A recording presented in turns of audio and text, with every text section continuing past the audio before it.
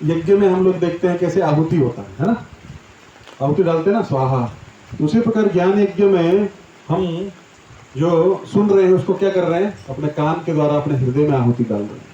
उसमें क्या होगा, जो फल निकलेगा, फल होता है ना हर यज्ञ का, तो फल क्या है, भगवत प्रेम। तो उसी प्रकार आप लोग यहाँ पे आ रहे हैं इतने कठिनाई के होते हुए भी, तो इसके लिए बहुत बहुत धन्यवाद। तो अभी हम कहाँ हैं, भगवत गीता के दूसरे अध्याय पे हैं। तो आप लोग अध्ययन भी करते हैं कि नहीं घर पे जाके, हैं करते हैं ना, ठीक है। अध्ययन बहुत जरूरी है। तो हम जो हफ्ता भर पढ़ते हैं, मतलब हफ्ते में एक बार पढ़ते हैं, हमको थोड़ा रिवीजन करना चाहिए। तो क्या है, चेतना में रहेगा। अच्छा, हिंदी भगवत गीता है तो गुजराती है, चलो ठीक है, मैं ऐसे ही समझा दूंगा आपको, श्लोक तो वही है। अच्छा, हम अभी क्या कर रहे हैं, आत्मा के रहस्य में है ना, आत्मा का ज्ञान, वही चल रहा ना, आत्मा का ज्ञान। तो भगवान सबसे पहले क्या देने लगे, आत्मा के बारे में बता रहे हैं। हम सब क्या हैं, क्या है, आत्मा है, पक्का। क्या साइज बताया था पिछली बार, हैं किसने नापा घर में जाके अपना साइज, हैं? ऐसे बाल का 10,000वां टुकड़ा कौन लेके आया है, कोई लाया है? जय श्री जगन्नाथ प्रदेश वगैरह में किसी और निकाय। तो आपने काटा नहीं, आपको होमवर्क दिया था, क्या दिया था, दिया था ना, नहीं दिया, होमवर्क तो दिया था ना, तो काटना चाहिए था। अच्छा, बाल काट कर भाग किसने देखा किसी ने, उसका 10,000वां टुकड़ा हम लोग तो नहीं कर सकते है ना, माइक्रोस्कोप के नीचे भी नहीं हो सकता है, उतना हमारा साइज है। तो कौन कौन सा उपनिषद बोलता है इसके बारे में, मैंने प्रश्न भी पूछा था, हाँ, श्वेताश्वतर और मुंडक उपनिषद है ना, और भी उपनिषद हैं जो इसके बारे में चर्चा करते हैं। अच्छा, कहाँ तक हुआ था, 17, अविनाशी तो तद, ये वाला ना, ये था 16, 17, ठीक है। अविनाशी तो तद्विधि येन सर्वमिदं तदं विनाशम अवश्य न कश्चित कर्तुम अर्हति, है ना, ओके, ठीक है। 18वां, मेरे पीछे सब बोलेंगे, 18वां श्लोक दूसरे अध्याय का सब लोग निकाल दीजिए। जिनके पास बुक नहीं है शेयर कर लीजिए आपस में, क्योंकि बुक नहीं रहेगा तो आपको पता लगेगा क्या हो रहा है। मेरे पीछे बोलेंगे, अंतवंत इमे देहा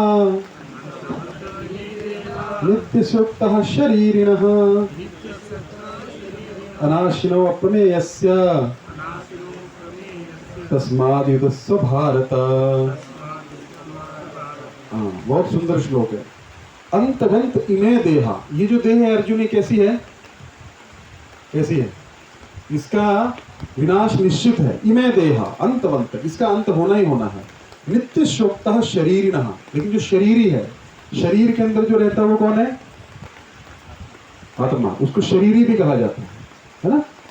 तो शरीर के अंदर जो आत्मा रहता है उसको शरीरी भी कहा जाता है। तो ये क्या है, नित्य शक्तः शरीरिणः, लेकिन जो आत्मा है वो नित्य है, उसका कभी भी कोई नाश नहीं है। अनाशिनो अप्रमेयस्य, उसका क्या है, अनाशिनो, उसका कभी भी क्या होता है, नाश नहीं होता है।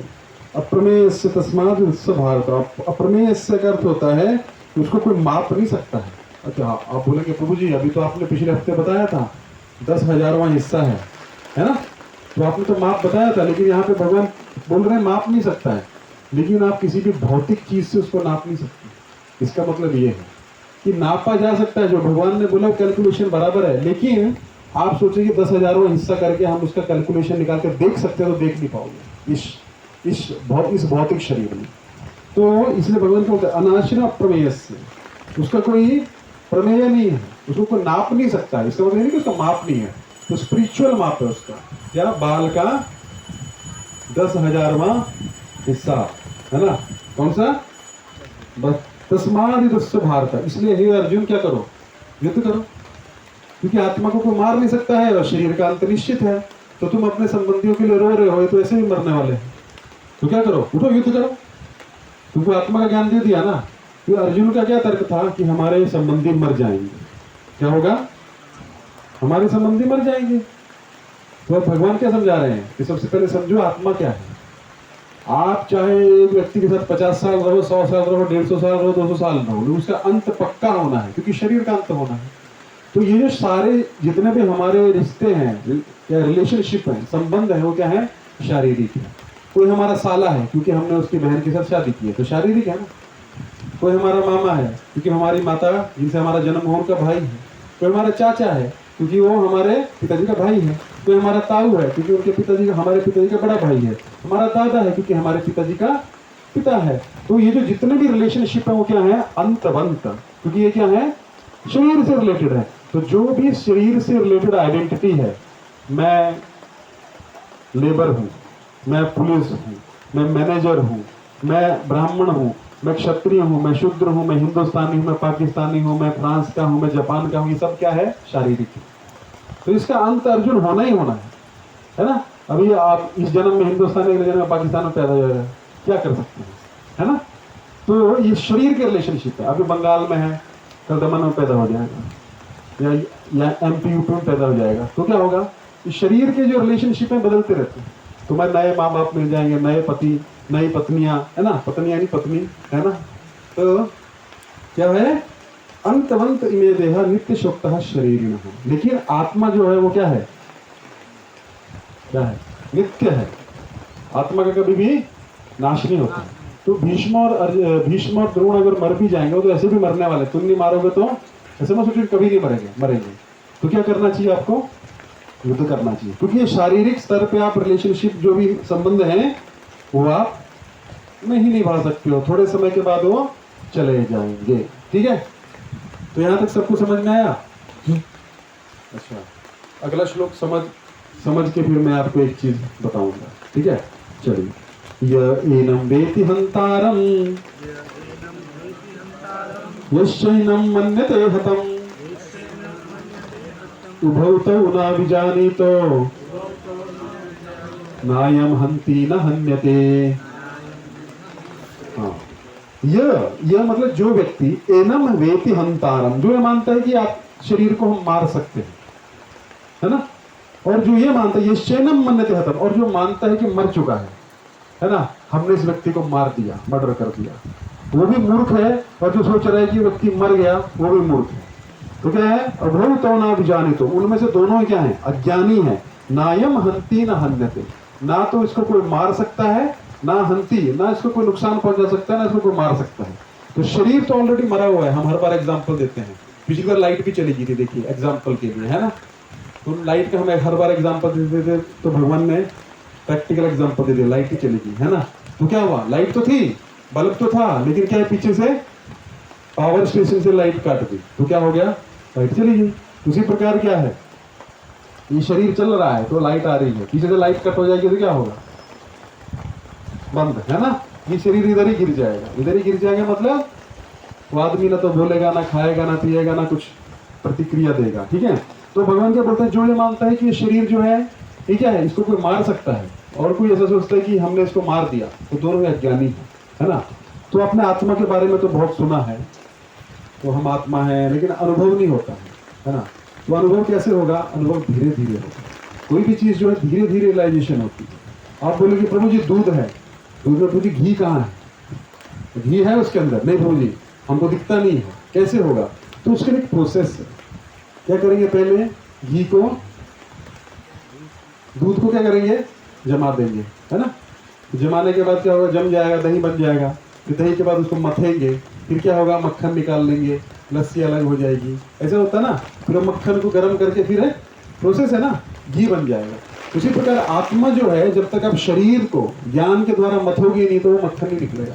इसलिए मंथन मतलब मथना, मंथन करना पड़ेगा आपको। आपके साथ जो भी हो रहा है, देखिए बहुत ज़्यादा मुश्किल नहीं है। 10 मिनट के लिए बैठ जाइए और सोचिए कि हम जो आज तक सुने हैं वो सही है कि नहीं है। हमारा भगवान क्या बोलते हैं? शरीर जो है बचपन से युवावस्था, युवावस्था से वृद्धावस्था, चल रहा है कि नहीं चल रहा है? तो हमारे साथ भी हो रहा है। इसका मतलब वो प्रोसेस सही है ना। हम तो वही है, 5 साल के थे हम भागते थे, है ना। हम थोड़े बड़े हुए, गांव के स्कूल में जाते थे, हम तो वही थे। लेकिन क्या वो शरीर बदल रहा है ना। छोटे थे फिर बड़े बड़े बड़े होते, हम अभी एकदम, कोई वृद्धावस्था में जा रहा है, कोई यौवनावस्था में जा रहा है, लेकिन हमारा शरीर क्या हो रहा है? बदल रहा है ना। तो हम नित्य क्षण क्या हो रहे हैं, मर रहे हैं। कहाँ जा रहे हैं, मृत्यु की तरफ, है ना। वो मैंने एक फोटो भी दिखाया था भगवत गीता के अंदर, है ना, ये वाला। सब ऐसे ही थे ना, किसी का अलग तो नहीं था कि पीछे से ऐसे चालू हुआ है, उल्टा है, बुढ़ा पैदा हुआ फिर धीरे धीरे, ऐसा नहीं है ना। सबका कैसे होता है, सब जवान बच्चे पैदा होते हैं, है ना, फिर धीरे धीरे बड़े। तो हमारा शरीर क्या हो रहा है, नित्य मर रहा है। तो हम बोलते हैं कि प्रभु जी बताइए आत्मा, आप बोलते हैं आत्मा, लेकिन बहुत सारे लोग तो मानते नहीं आत्मा। तो आज हम कुछ उदाहरणों के द्वारा समझेंगे। ये उदाहरण आप, एक बुक है, उसका नाम है the children who remembered there past life. एक यान स्टीवनसन करके एक बहुत बड़े प्रो साइकोलॉजिस्ट हुए, उन्होंने एक बुक लिखा है ना, आज से कोई 30-35 साल पहले। तो वो वेस्ट वर्जीनिया में, वो वर्जीनिया यूनिवर्सिटी के प्रोफेसर थे। तो उन्होंने बहुत सारे रिसर्च की, उसके बेस पर उन्होंने एक पुस्तक लिखा। और ये जो मैं केस पहला बताऊंगा वो तो बहुत फेमस है। एक स्त्री थी, उनका नाम था शांति देवी, ठीक है। तो ये कहानी इस तरह से शुरू होती है, ध्यान देना बच्चों, है ना, मैं पूछूंगा। हाँ, ये 11 दिसंबर 1926 की बात है। एक लड़की का जन्म होता है, ठीक है। तो लड़की का जन्म होता है दिल्ली में। तो वो जन्म लेती है जैसे सब लेते हैं नॉर्मल। तो इसमें क्या महत्वपूर्ण बात है, वो लड़की 3 साल तक कुछ नहीं बोलती, 3 साल तक एकदम चुप थी। लेकिन अचानक एक दिन बोलने लगती है अपने माता पिता से कि मेरा घर जो है ना वो मथुरा में है, मुझे मथुरा जाना है। बोले मथुरा, हम तो आज तक कभी मथुरा गए नहीं। चलो ठीक है, सुन लिया होगा कभी खेलते करते। तो फिर वो रोज जब वो बोलती है तो बताती है। और वो मथुरा की एक लैंग्वेज होती है, पता है आपको, ब्रज भाषा। तो ब्रज भाषा में बात करती थी। तो बोलती कि मुझे जाना है और मेरे पति हैं, अपने पति का नाम बताती है। उनके पति का नाम था, कुछ नाम था, दीनानाथ ऐसा कुछ नाम था, ठीक है। तो दीनानाथ चौबे, और मैं चौबाइन हूँ। चौबाइन का मतलब होता है, वहाँ पे चौबे करके ब्राह्मण होते हैं, तो उनकी जो पत्नी होती है उनको चौबाइन कहते हैं। तो मैं चौबाइन हूँ, मुझे वहाँ जाना है और मेरे पति हैं। तो पहले तो माँ बाप ऐसे सोचते रहे कि ठीक है खेलते होंगे आपस में, तो ऐसा ऐसा कुछ होता होगा। तो वो और बताने लगी कि मेरे पति जो हैं उनका नाम है दीनानाथ चौबे, और वो जो है उनका मथुरा में दुकान है। कहाँ पे, द्वारकाधीश मंदिर मथुरा में। द्वारकाधीश मंदिर के सामने एकदम दुकान है, ठीक है। तो और मेरा छोटा बच्चा था, मैंने उसको जन्म दिया, 10 दिन के बाद में मर गई। तो ऐसे ऐसा बोलने लगी। तो माँ बाप ने ज़्यादा ध्यान नहीं दिया, बोले ठीक है, ऐसा खेलते होंगे, सपना आया होगा, सपने बोलते होंगे। तो उसको स्कूल में डाल दिया। स्कूल में जाती थी तो उसका जो हेडमास्टर था ना, वो ऐसी अजीब अजीब बातें करती थी। तो हेडमास्टर जो था, मैंने सोचा कि पर देखना तो चाहिए, ये इतना डिटेल में बताती, तो जाके देखो तो सही में कि मथुरा जाना तो कोई बड़ी बात नहीं है दिल्ली से, है ना, 150-160 किलोमीटर है खाली।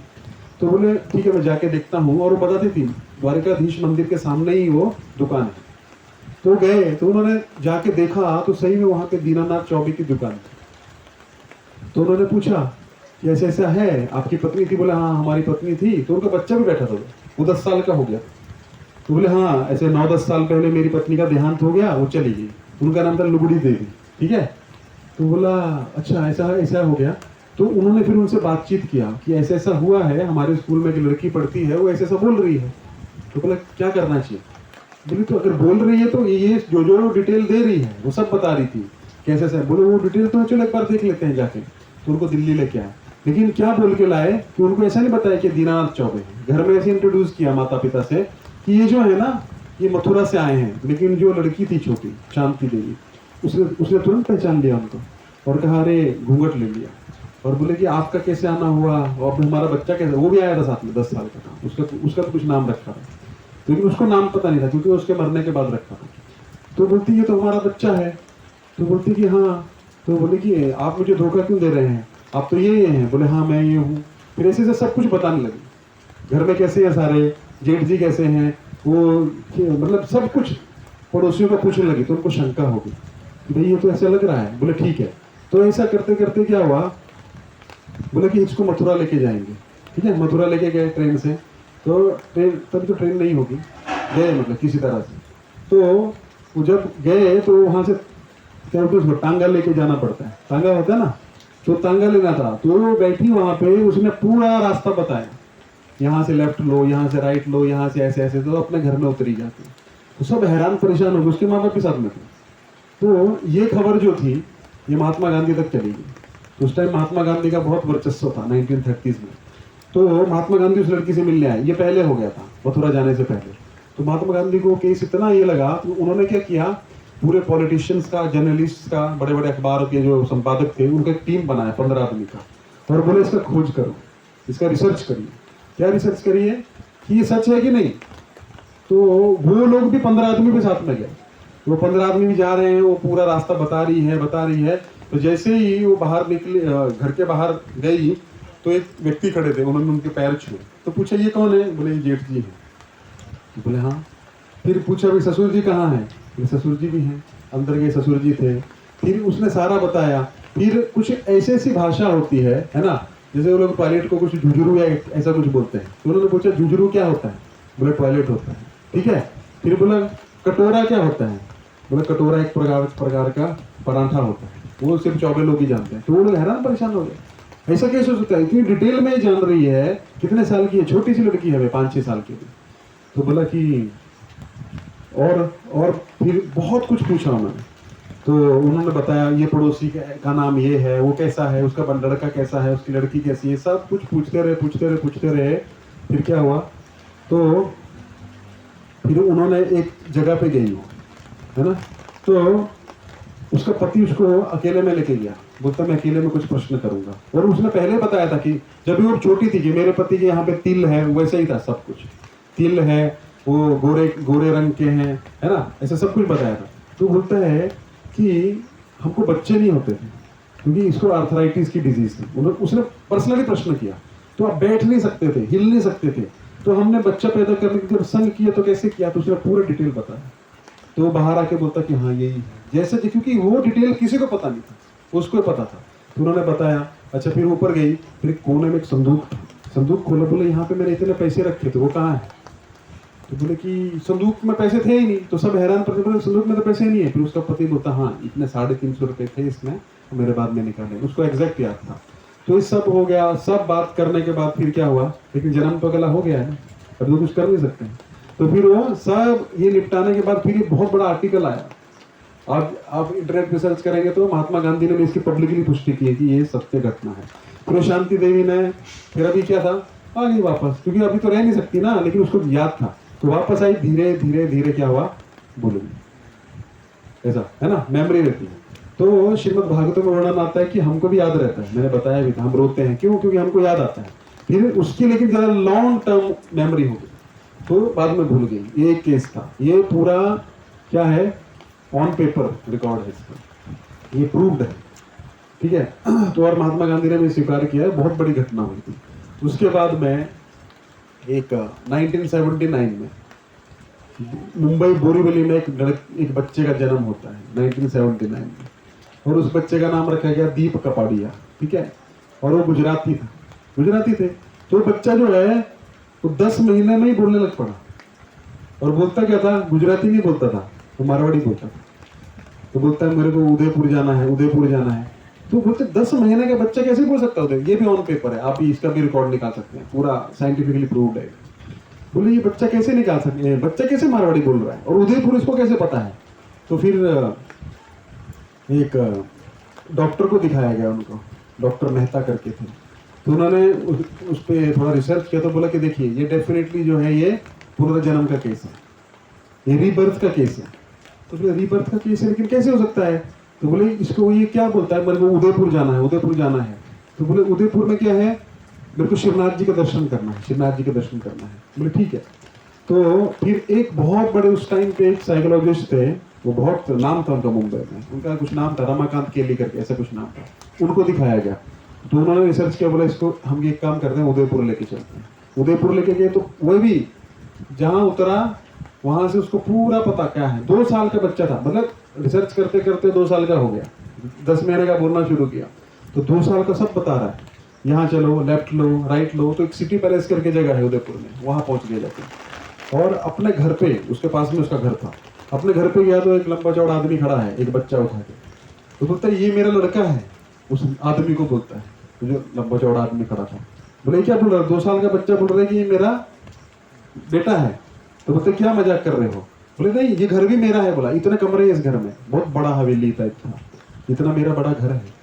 तो बोले क्या क्या बकवास कर रहे हो? उसको लगा कि प्रॉपर्टी के लिए आ गया है क्लेम कर रहे हैं। बोले भागो इधर से। बोले चलो तुम, बोला मैं तुमको पूरा उदयपुर घुमाऊंगा, चलो। तो उसने अपने बाप को उठाया जो उसका पिछले जन्म में बाप था। तो बोला अभी लेफ्ट में ये है, वो है, पड़ोसी का नाम ये है। तो बोलता हाँ यही है। फिर बोलता है तुम्हारे पिताजी, मतलब मैं जो था ना सिटी पैलेस में सिक्योरिटी ऑफिसर के रूप में काम करते थे ना? बोले हाँ। बोले वो मर गया ना? बोले हाँ। बोले कैसे मरे? बोले चलो मैं बताता हूँ।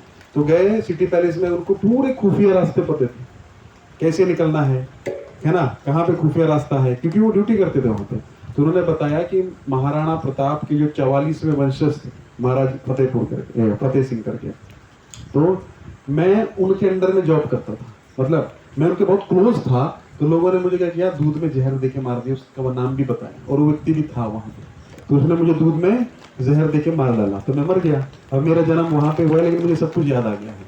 लेकिन याद आ गया, लेकिन कर तो कुछ नहीं सकते। तो वो भी केस जो है, इयान स्टीफनसन ने अपनी पुस्तक है, मैंने बोला ना, the children who remembered there past lives, उसमें लिखा है। तो उन्होंने, वो आए, फिर उन्होंने पूरा रिसर्च किया उस पर। तो उन्होंने फिर प्रूव किया कि क्या है, पुनर्जन्म होता है। फिर वो भी आ गए, वो भी भूल गए, ऐसा होता है, ठीक है, क्योंकि वो अगला जीवन। तो दीप कपाड़िया करके आज भी, अभी तो पता नहीं है कि नहीं, लेकिन वो बाद में बहुत बड़े मैथ के टीचर और ये बने, तो उनका भी वर्णन है उसमें। फिर अब लोग बोलते हैं प्रभु जी ये तो हिंदू धर्म की बात है, नहीं मुस्लिमों में भी होता है, क्योंकि आत्मा तो एक ही है ना, है ही नहीं। शरीर पे कुर्ता अलग पहन लेंगे तो क्या होगा, शरीर थोड़े बदलेगा। तो ये घटना है, लखनऊ के पास एक जगह है काकौरी, है ना। तो काकौरी में क्या था, एक मुस्लिम परिवार में एक मुशीर नाम का एक आदमी था। तो वो मुशीर नाम का आदमी क्या करता था, एक तांगा चलाता था। तांगा चलाते चलाते वो क्या करता था, फ्रूट्स की डिलीवरी करता था, काकौरी से लखनऊ लाता था, लखनऊ से काकौरी, ऐसा मतलब कुछ काम करता था। एक दिन वो जा रहा था, ये 1980 की बात है, एक दिन जा रहे थे, पीछे से ट्रैक्टर आया, ट्रैक्टर चढ़ गया तांगे पर, वो मर गया ऑन द स्पॉट। फिर वो 1981 में वही बच्चा मुशीर एक हिंदू फैमिली में पैदा हुआ, गुरुदास रईदास करके उनका नाम था, उनके घर में उसका जन्म हुआ। उसका नाम रखा गया नरेश रईदास, ठीक है, नरेश नाम था। तो जब वो बच्चा 3 साल का हुआ तो क्या करता था, वो नमाज पढ़ता था। तो घर में सब हैरान परेशान, जैसे नमाज पढ़ते हैं ना वैसे वैसे नमाज पढ़ता था। तो माँ सोचने लगे कि तो किसी, ना तो कोई मस्जिद है आसपास, ना कुछ है, नमाज क्यों पढ़ता, और कोई देखता तो चुप जाता था। और बार बार बोलता था 3 साल में, काकौरी काकौरी काकौरी। तो काकौरी, उसका जन्म होता बासनगर, एक जगह है लखनऊ के पास में, लखनऊ के पास में। तो बोलता मुझे काकौरी जाना है, काकौरी जाना है, काकौरी जाना, ऐसा बोलता था। माँ बाप सोचे कहीं सुन लिया होगा, बोलता रहता है। एक दिन उनके गाँव में एक मुस्लिम फकीर आया, वो उसका पिता था, वो पिछले जन्म का। तो उसको देखा, बोलता है अब्बा अब्बा। तो बोलता है अरे ये अब्बा शब्द ये कहाँ से सीखा, हम तो बाबा बोलते हैं ना साधुओं को, भाई बाबा आए हैं। और गांव में भी कोई मुस्लिम नहीं था आसपास, तो बोले अब्बा अब्बा। तो वो जो था साधु नहीं, फकीर जो था मुस्लिम, वो परेशान हो गया, ये मुझे अब्बा क्यों बोलता है, अब्बा क्यों बोलता है। तो वो बार बार वहां से आने लगा, काकौरी से वो बाजनगर आता था।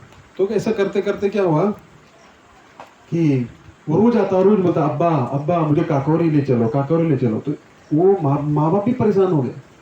तो माँ बाप सोचे भाई अभी क्या करें, है ना। तो फिर वहाँ पे कुछ ये खबर फैल गई कि भाई ऐसा ऐसा बोलता है। तो वहाँ पे कुछ जो बड़ी बड़ी हस्तियाँ थी या अखबारों के संपादक लोग थे, वो आए, उन्होंने बोला हम रिसर्च करेंगे इस पर।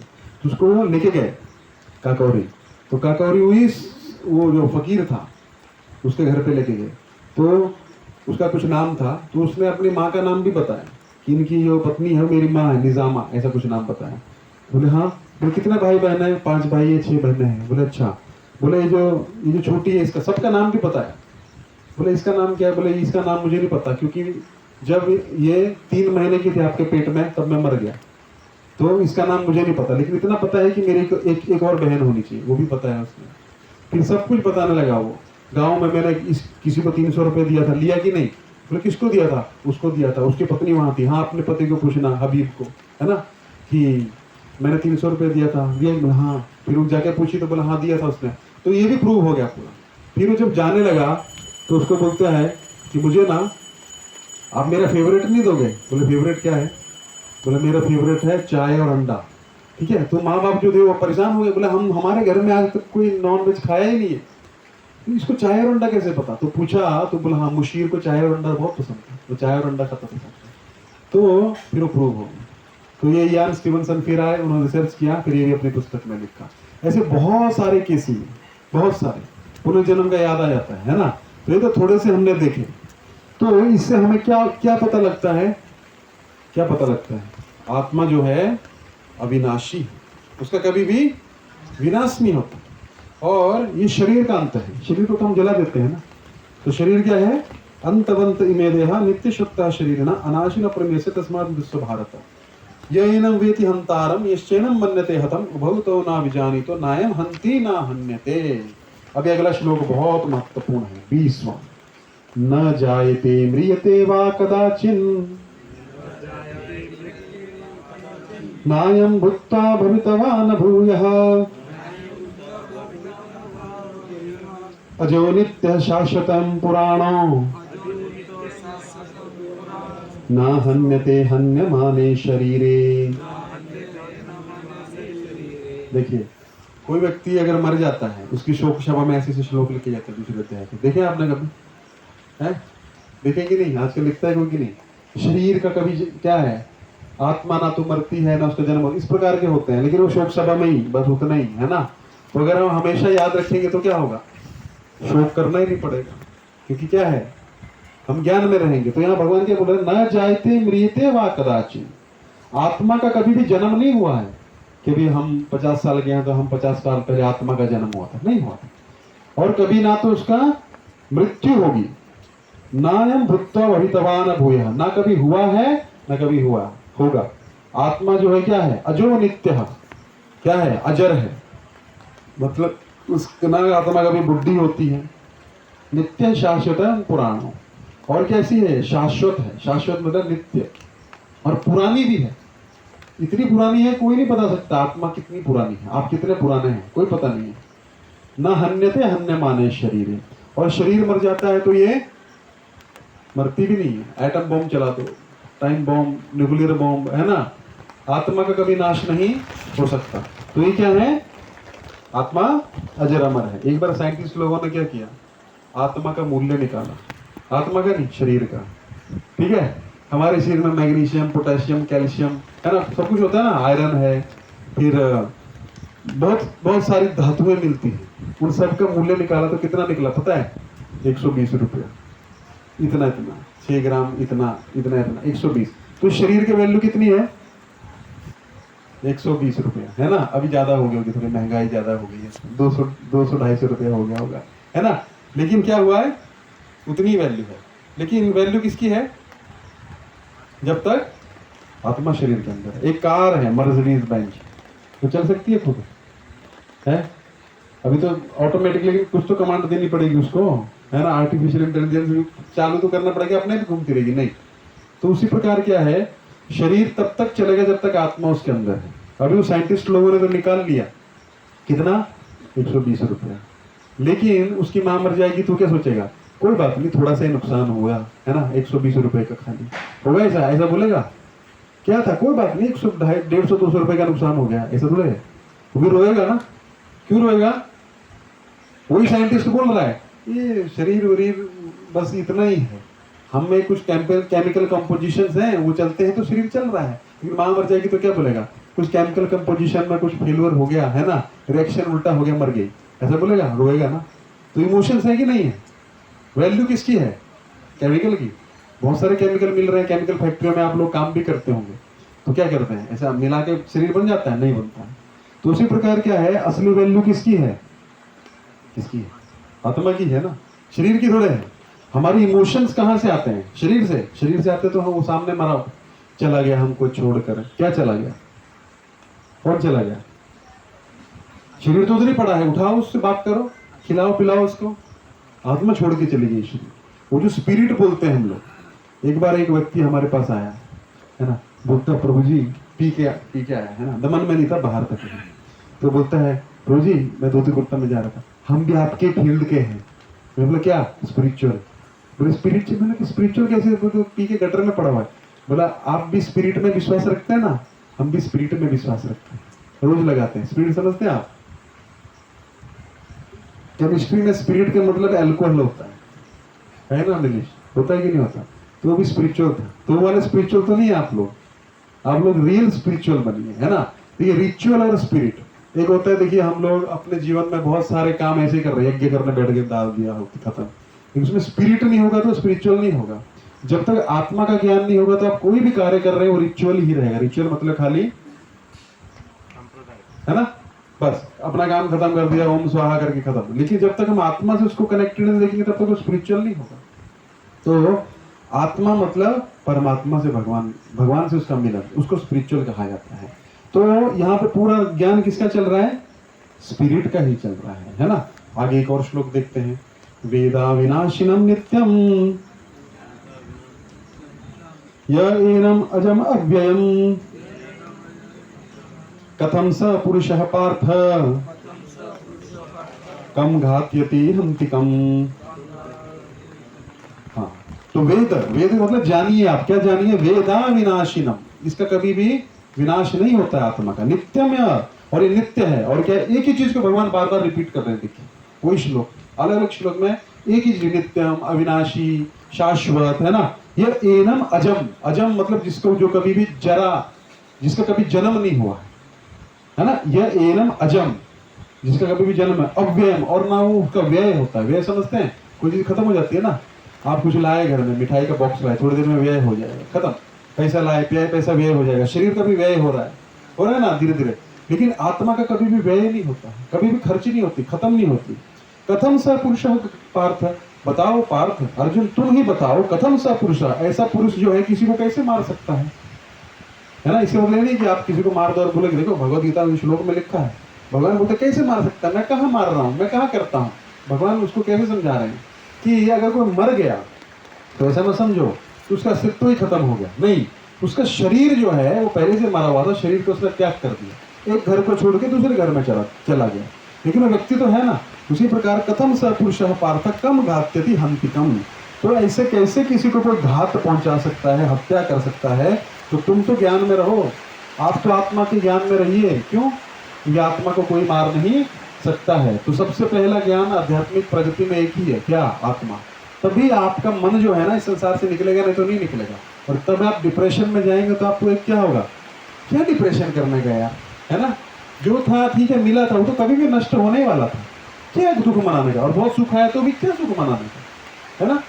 आत्मा के स्तर पर रहेंगे तो, नहीं तो क्या होगा? शरीर के स्तर पर रहेंगे तो बहुत दुख होगा। तो धीरे धीरे हमको क्या करना चाहिए? आदत डालना चाहिए। हमको सोचना चाहिए हमारे संबंधी हैं, ऐसा नेगेटिव मत सोचिए। लेकिन कभी भी हमको छोड़ के जा सकते हैं, नहीं जा सकते क्या? कोई परमानेंट है कोई नहीं। तो अगर हम थोड़ा सा बैक ऑफ द माइंड ये चीज रखेंगे, किसी भी क्षण कुछ भी हो सकता है, तो उतना झटका नहीं लगेगा, है ना? इसको ज्ञान कहा जाता है। ज्ञान का अर्थ क्या है? आप ऊपर से गिरे और नीचे गद्दा है तो चोट नहीं लगेगी उतनी। लेकिन आप गद्दा ही नहीं आ तो पत्थरों पे गिरे तो हड्डी पसली टूट जाएगी। तो ज्ञान से क्या होता है? सुनते रहने से बार बार क्या होता है? हम प्रिपेयर रहते हैं कि किसी भी क्षण कुछ भी हो सकता है। और जब दुख आता है, खैर उस टाइम पे व्यक्ति बहुत दुखी होता है। सूतक बोलते हैं ना, सूतक लगा। आपने सुना कभी सूतक क्या होता है? कभी सोचा आपने सूतक क्या होता है? हाँ प्रभु जी, सूतक लग गया, कोई जन्म ले लिया, कोई पैदा हो गया, कोई मर गया, है ना? सूतक लगता है ना। सूतक का अर्थ क्या होता है? अलग अलग लोगों के लिए अलग अलग सूतक होता है। ब्राह्मण के लिए मान लीजिए 7-8 दिन का सूतक होता है, क्षत्रिय के लिए 11-12 दिन का, है ना? वैश्य के लिए 15 दिन का, शूद्र के लिए 1 महीने का। तो सूतक का अर्थ क्या है? सूतक का अर्थ होता है कि हमारे घर में कोई मर गया, है ना, ये पैदा हुआ, तो हम क्या करते हैं? अपनी वास्तविक स्थिति में नहीं रहते हैं, शोक में चले जाते हैं। शोक में चले जाएंगे तो उसमें शोक में भगवान की सेवा नहीं करनी चाहिए, ना तो भगवान के लिए भोग बनाना चाहिए, ना तो उनको स्नान कराना चाहिए। उसको सूतक कहा जाता है। तो व्यक्ति जो है ब्राह्मण जो उसको ज्ञान है, इसलिए 8-10 दिन में रिकवर हो जाएगा।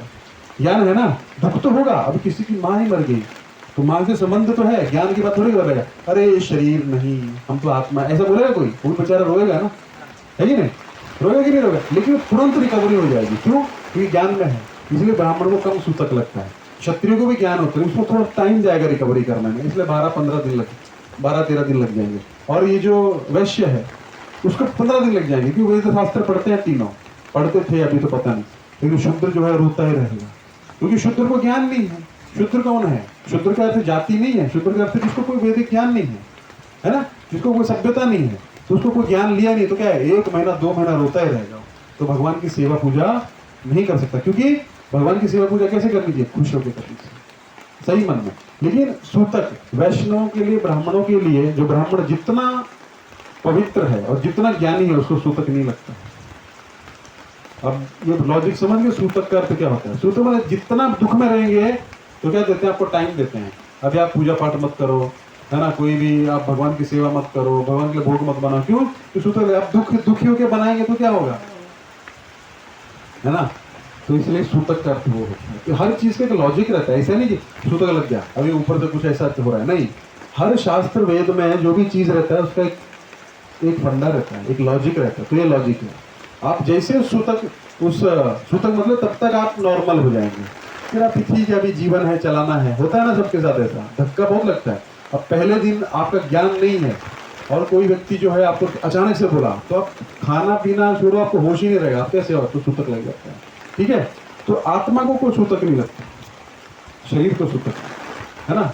शरीर को सूतक भी क्या लगेगा, लेकिन हम दुखी हो जाते हैं, हमारे इमोशंस जो हैं वो हमको हावी हो जाते हैं, तो हम क्या है, सही से कोई निर्णय नहीं ले पाएंगे, सही से हम कुछ कार्य नहीं कर पाएंगे, भगवान की सेवा में गलतियां होंगी, जो सूतक लगेगा। ठीक है, तो भगवान क्या बोलते हैं, अविनाशी है, सनातन है, अजन्मा है, अने अविकारी छे, है ना। एवं अनार मनुष्य एवी रीते, है ना, गुजराती में, तो मैं गुजराती में समझा रहा हूँ, शके अथवा अनावी शके, है ना, ऐसे से आप समझ लीजिएगा, है ना, यही है ना।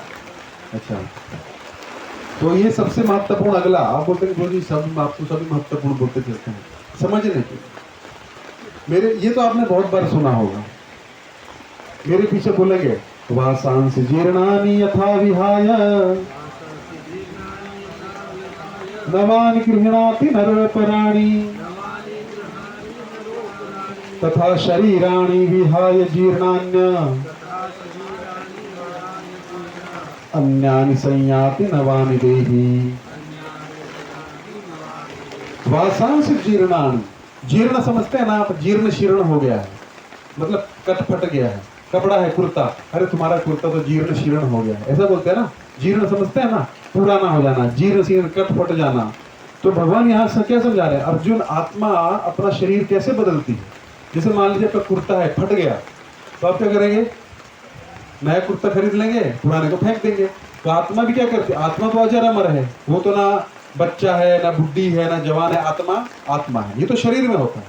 तो क्या हो रहा है, जिस प्रकार आपका कुर्ता फट जाता है, वासांसी, वासांसी मतलब वस्त्र, जीर्णानि आपके वस्त्र पुराने हुए, यथा विहाय उसी प्रकार, यथा उसी प्रकार विहाय छोड़ देती है, नवानि गृह्णाति और क्या करती है, नवानि नवीन वस्त्र धारण करती, गृह्णाति ग्रहण करती है, नरोपराणि, है ना, उसी प्रकार जीवात्मा क्या करती है, नया वस्त्र धारण कर लेती है।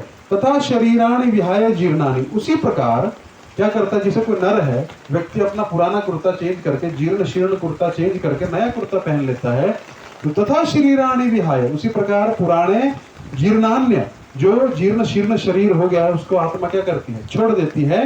अन्यानि संयाति नवानि देहि, नवानि मतलब नई नई देह ले लेती है।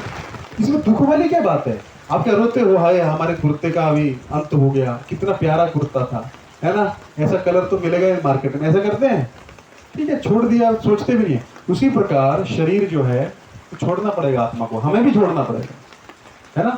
यक्ष से एक बार क्या हुआ, पांडव जो थे कहाँ थे, वनवास में थे, तो वनवास में रहते रहते क्या हुआ, एक दिन उनको प्यास लगी, कहीं पानी नहीं था, भीम बोलता मैं पानी लेके आता हूँ, कहीं जलाशय पे गया तो वहाँ यक्ष रहता था, यक्ष बोलता तुम पानी नहीं पी सकते हो, मैंने एक बार पहले बताया था, ऐसे हमको कहीं पे भी रात को कहीं भी नहीं घुसना चाहिए, किसी भी एरिया में, किसी भी तालाब में, वहाँ यक्ष राक्षस रहते हैं, भूत प्रेत रहते हैं, उनका एक राज्य होता है, इसलिए रात को घूमना नहीं चाहिए ज़्यादा। आप किसी पेड़ के नीचे खड़े हो गए, उसके ऊपर होगा वो, है ना, उसकी प्राइवेसी को डिस्टर्ब करोगे तो आप पे क्या करेगा, आक्रमण कर देगा। किसी जल में नहीं जाना चाहिए, है ना, जल के अंदर प्रवेश नहीं करना चाहिए, है ना। वरुण देव ने क्या किया था पता है आपको, नंद महाराज को भी पकड़ लिया था, क्योंकि रात को स्नान करने गए थे, सुबह बहुत जल्दी स्नान किया, तो वो पानी में उतरने का भी नियम रहता है, तो ऐसे सब नियम लगते हैं।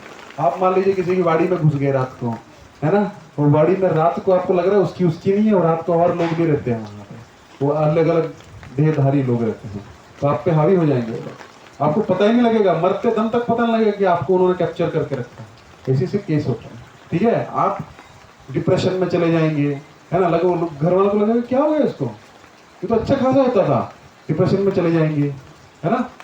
एक बार एक व्यक्ति था मेरे साथ, है ना, तो हम लोग पहले मैं जॉब करता था शिमला में, तो हम चंडीगढ़ जाते थे। बद्दी एक जगह है, बद्दी से 2 घंटे की दूरी चंडीगढ़ है, जो आज से होगी कोई 2008-9 की बात है। तो हम हर संडे को जाते थे। एक बार क्या हुआ, मैं और हो गए, ठीक है, तो रात को आ रहे थे वापस, उस दिन बस का कुछ हड़ताल हो गया, तो एक ही बस आती थी बद्दी 4:30 बजे की, तो हम लोग 6-6:15 तक पहुंच जाते थे। उस दिन क्या हुआ, ऐसी बारिश हो रही थी, है ना, तो बारिश हो रही थी तो वो बस कैंसिल हो गई। तो फिर हमने सोचा भी कैसे जाएंगे, जाना तो है, कल ऑफिस भी जाना है। तो पूरा दिन टेम्पल में थे, पूरा दिन हमारा यूथ का प्रीचिंग चलता था। तो फिर क्या हुआ, मैं और वो आ रहे थे, तो हमने सोचा कि पिंजौर तक बस लेंगे, वहां से टैक्सी या कुछ ले लेंगे। तो आए, पिंजौर में उतरे, 1 घंटा वहां कुछ नहीं मिल रहा, 8:30 हो गया रात का।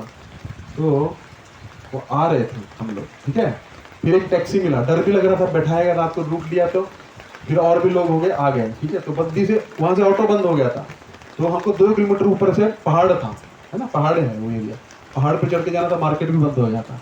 तो वो मेरे साथ चल रहा था और हम चल रहे थे, हमको अपने जूतों की आवाज आ रही है, ठक ठक, मतलब इतना सुनसान, सब दुकान बंद, और मेरे को भी डर लग रहा है, उसको भी डर लग रहा है। अचानक वो चल रहा है चढ़ाई पे, उसको कुछ झटका लगा, है ना, मैंने देखो उसको झटका लगा, कुछ तो हुआ उसको। तो मैंने ध्यान नहीं, मैंने कि इसको हुआ कुछ, लेकिन मैंने भी पूछा नहीं उसको। चलते चलते फिर वो अजीब अजीब बातें करने लग पड़ा, अरे ऐसा है ऐसा है ऐसा है। उस दिन के बाद पहले बोलता था, बहुत बोलने लगा, कंपनी में आया दूसरे दिन बहुत बोल रहा है, 4 दिन 10 दिन बीत गया, मैं समझ गया उसको कुछ तो हुआ है उस टाइम के बाद में। तो मैं उसको बोला तो एक काम कर, तो ना घर चला जा, थोड़े दिन के छुट्टी ले ले। वो सीनियर से झगड़ा करने लग पड़ा, कुछ भी करता था, है ना, कुछ भी, उसको कुछ सैंपल बनाने को देंगे तो सैंपल नहीं बनाएगा, फिर कुर्सी में बैठ जाएगा, कोई आएगा तो बोलेगा मैं नहीं करूंगा, ऐसा नहीं था वो। तो मैं तो समझ गया, लेकिन मैं उसको बोला नहीं। तो ऐसे ऐसे करते करते मैंने उसके माता पिता को फोन किया, मैंने बोला देखो आपके लड़के को ऐसा ऐसा कुछ तो हुआ है ना। वो अजीब अजीब आएगा ही नहीं, कंपनी नहीं आएगा, सोया रहेगा, उसको फोन करेंगे मेरी इच्छा, मैं नहीं आऊंगा, ऐसे ऐसे बोलता था।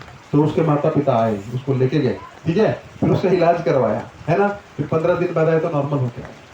तो ऐसा होता है, तो हमने देखा अपने जीवन में। वो डिप्रेशन में चला गया, अजीब अजीब बातें करने लग पड़ा, बोलता क्या रखा है जीवन में, संन्यास ले लेना चाहिए, मैं मंदिर ज्वाइन कर लूंगा, ऐसे से बोलने लगा। लेकिन मुझे पता था वो क्यों बोल रहा है, वो अंदर से नहीं था उसका, वो कुछ तो उसको हुआ था, उसका संसार से पूरा ऐसे खत्म हो गया, अकेले वीराने में घूमने लगा, रात को निकल जाता था, मेरे रूम के पास में रहता था, रात को निकल जाए घूम, तो मैं समझ गया, इसलिए फोन किया तो बच गया, आज भी है वो, ठीक है। तो ऐसा होता है ना। तो ये कहाँ से कहाँ पहुंच गए हम लोग, बासान से जीर्णानी, है ना। तो ये कुर्ता जो है चेंज कर लिया, तो दुखी होने की जरूरत नहीं है ना। दुख तो होता है, हम तो बोल रहे हैं, लेकिन दुख तो होता है क्योंकि शरीर का अटैचमेंट है। लेकिन समझोगे तो क्या होगा, देखिए एक नारियल रहता है, नारियल देखा आपने, गीला नारियल जो है एकदम आप निकालोगे निकलेगा ही नहीं। सूखा नारियल कैसे रहता है, बाहर से कठोर रहता है लेकिन अंदर से एकदम डिटैच रहता है, आप निकालोगे पूरा का पूरा बाहर आ जाएगा, देखा। तो भक्त जो होता है वो नारियल की तरह होता है, बाहर से लगेगा तो जॉब धंधे वाला पैंट शर्ट में बैठा हुआ कमलेंदु फूल जैसा, है ना, लेकिन अंदर से जो होगा वो भक्त है, उसको कोई अटैचमेंट नहीं है। बाहर से लगेगा तो बाइक से भाग रहा है, सुबह से शाम तक कर रहा है, जॉब धंधा कर रहा है ना, ऐसा, लेकिन अंदर से कैसा है वो, सूखे नारियल जैसा है, उसको कोई अटैचमेंट नहीं है संसार से, वैसा भक्त बनना चाहिए, है ना। अगर आप भक्ति को दिखाने का विषय नहीं है, वो भगवान जानते हैं, आप बाहर से दिखा दीजिए सब लोग बहुत अच्छा भक्त है, लेकिन मृत्यु के समय नहीं है भगवत नाम, क्यों, भगवान को पता है ना कितनी भक्ति है। तो कमलोचन को एक बड़ा अच्छा चीज बोलते हैं, अगर आपको जानना है ना आप कितने बड़े भक्त हैं, अकेले में बैठिए और सोचिए आप क्या सोचते हैं, वो आप मंदिर में या लोगों के सामने तो हम बहुत अच्छा धोती कुर्ता हार पहन के प्रवचन करते हैं, तिलक लगाते हैं, लेकिन है ना टकले भी हो जाते हैं यार, लोग हमको अच्छा भक्त समझे, लेकिन जो आप अकेले में है ना वो है। तो अकेले में अगर विचारा तो समझिए बहुत रास्ता तय करना बाकी है ना। लेकिन आप बहुत अच्छे मार्ग पे हैं, है ना। अपने घर में तो एटलीस्ट शुद्ध भक्त बन चुके हैं, वे लोगों को लगता है सुबह उठ के जब भी करता है ना, पहले मांस मच्छी कांदा लहसुन खाता था वो भी छोड़ दिया है, तो भगत है ना, गांव में आपका नाम हो जाता है, तो अच्छे मार्ग पे है। लेकिन अभी तो मार्ग बहुत बाकी है। तो आज हमने क्या सीखा, आत्मा के बारे में सीखा, पुनर्जन्म के बारे में पढ़ा सुना, है ना। फिर भगवान बोलते हैं कुर्ता चेंज कर दिया तो कोई टेंशन वाली बात नहीं, नया कुर्ता आ जाएगा। तो आप दुख भी करेंगे तो कितना दुख करेंगे, तो दुख कर सकता है। सूतक का भी समझा हमने, जो जितना अज्ञानी है उसका सूतक उतना लंबा है, मतलब उसका ज्ञान उतना लंबा है, उसका दुख उतना बड़ा है। शोक, शोक और सूतक, है ना। तो यदि हम ये ज्ञान प्राप्त करते रहेंगे, अब तो कर ही रहे हैं, इतनी बरसात में भी आ रहे हैं, है ना। हमारा आज हम सोच रहे थे हमारा रिकॉर्ड टूट जाएगा। कैसे? क्योंकि हमने फरवरी में चालू किया था, तब मैं मुंबई से आता था, 3 महीना 2-2.5 महीना मुंबई से आया, कभी मिस नहीं किया। हम सोचे आज मिस हो जाएगा, लेकिन भगवान और भक्तों की ऐसी कृपा है कि मिस नहीं हुआ, है ना। लगातार चल रहा है। कैसे चल रहा है? भक्तों की कृपा से और प्रभुपाद जी की कृपा से और भगवान की कृपा से। तो आप लोगों का उत्साह है, इसलिए तो मैं सोच रहा था कौन आएगा, लेकिन आए ना। तो आज रिकॉर्ड टूटा नहीं हमारा, है ना। तो ये सब चीजें हैं, जब सुनने की इच्छा होती है तभी सुनाने का भी ज्यादा उत्साह आता है। तो अगर आज का किसी का कुछ प्रश्न है आज की चीज के रिलेटेड जो हमने आज सुना, तो आप पूछिए।